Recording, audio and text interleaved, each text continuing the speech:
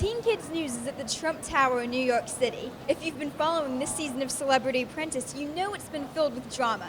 Last night's episode was certainly no exception. Join us as we speak with Mr. Trump and the 4 contestants that were fired. Mr. Trump is getting down to business. No surprise. Hi. Hi, ladies. Good to see you. Good to see you. I have bookends. Good to see you again. Good to see you. You too.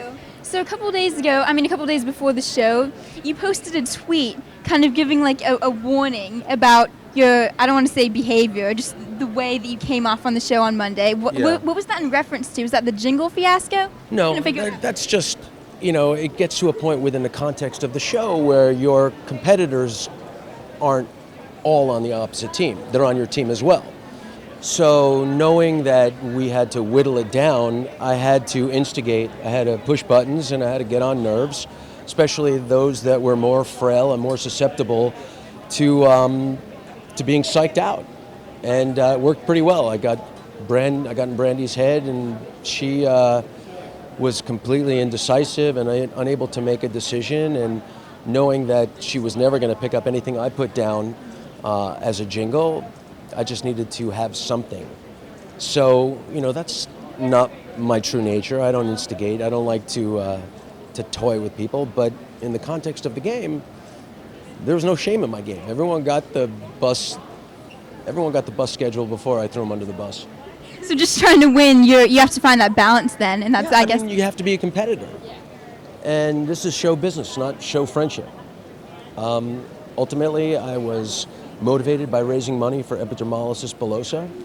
ebkids.org is a fantastic organization that does a lot of good, helping families and children that are suffering with EB. It's a horrible disease. And if I look at my celebrity-like capital, I think this was a great way to spend that capital. And so I'm sure they appreciate the support then, because I hadn't heard of EB, and now I do, and that must have been your goal with the show in a way. Everyone's charity is so worthy of the money, but I wanted to do something that I felt could do the greatest good. That's why I was very focused on my task and my goal of winning. Took it as far as I could.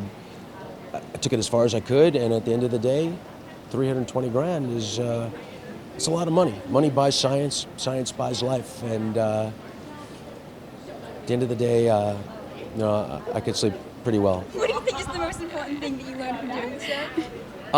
I learned a lot about myself. I learned that I was more capable than I ever thought I could be. I never had a business sense about myself, but since doing this show, getting my MBA from Trump University, I've started 3 other businesses that I have forward traction on. I've got chainsawbrands.com. It's a clothing line, and that's helping my philanthropic efforts as well. I've got a signature line of clothing that large portion of the proceeds will go to help others, to different charities.